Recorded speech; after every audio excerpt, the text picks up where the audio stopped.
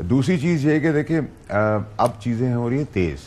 جب پاکستان کی بقا کی بات آئی تو چیزیں تیز ہو گئی. میں آپ کو بہت عرصے سے بتایا جا رہا تھا کہ ترقی اور آئینی چینجز، ترمیم جو ایسی چلتی رہے گی، اسی طرح آگے بھی چلے گی، 28ویں بھی چلے گی.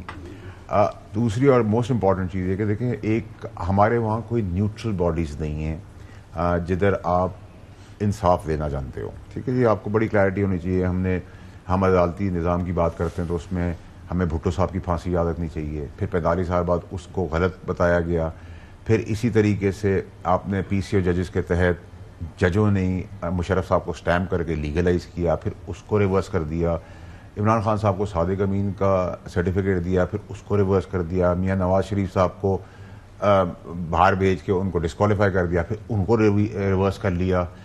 اسی طرح یہ سسٹم آپ دیکھیں تو یہ آپ کو بڑا کلیئرٹی سے نظر آتا ہے. تو میرا اپنا اندازہ ہے، اس کو آپ خبر بھی سمجھ سکتے ہیں یا اس کو آپ میری انالیسس بھی دے سکتا ہوں. آپ کے پروگرام میں اتفاقاً آپ کا پہلا پروگرام ہے. تو ایک پارٹی کی سوچ اور وچار کے تحت کچھ لوگ چل رہے تھے، کیونکہ یہاں کوئی بھی نیوٹرل نہیں ہوتا. ہر کسی کی اب لائکنگ ہے، میں اس کی سائڈ ہوں، میں اس کی سائڈ ہوں. کچھ تو پہلے بینیفٹ لیے ہیں، کچھ بعد میں لیتے ہیں. اس کے تحت ایک ہلچل مچانے کی کوشش کی جائے گی.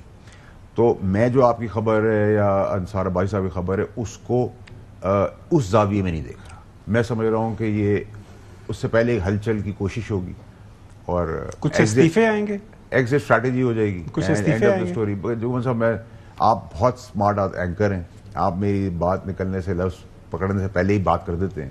تو میں تو آپ کو پہلے سے انالیسس دے سکتا ہوں.